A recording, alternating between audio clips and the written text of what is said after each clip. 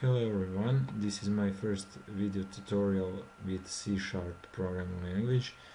Today I will show you how to web scrape with HtmlAgilityPack for Windows Phone 7.1. It is very powerful and easy library for C# and for other .NET languages. To include it, you will first have to download it from codeplex.com and just include it in the references and using namespace to call HtmlAgilityPack. I will show you a little simple program that will catch this value 10.19. To do so, you will first have to put this line of the code into the main page loaded method, and after that you will have to work on the scraping part. Since we are getting values from this site, as you can see in this URL, you will have to copy it and place it as the first parameter of load async method of HTML web class that is part of HtmlAgilityPack. For second parameter, you will have to use download completed method, which is defined here. As you can see, it is a very small code. What it does, it goes to downloaded page of this URL, and it is navigating to some node, to some element to catch the inner text of it, and you display it after that. First of all, you will have to see the structure of the website.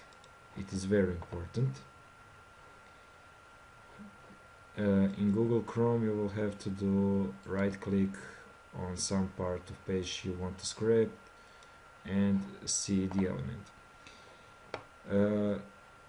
For the most important thing for HtmlAgilityPack is to know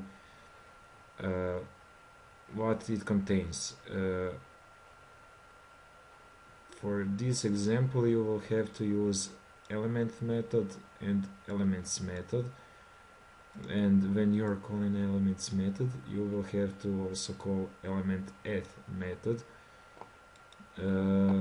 Element method is called when you have only one node of the same name, like table in this case.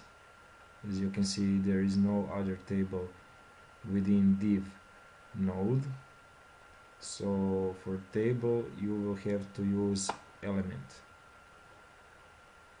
HTML and body is also single nodes in the document, so they will also be called with element method.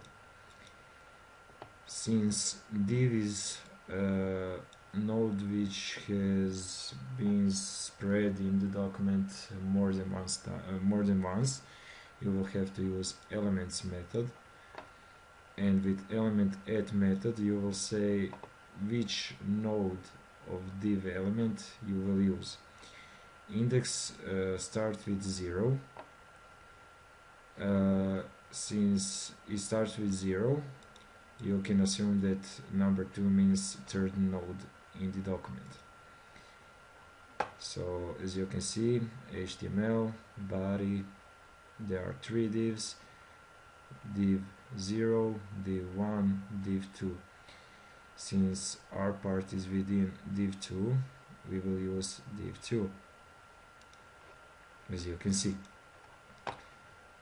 And when you see the structure of the document, you can easily make this part. The most tricky part is to know when to use inner text.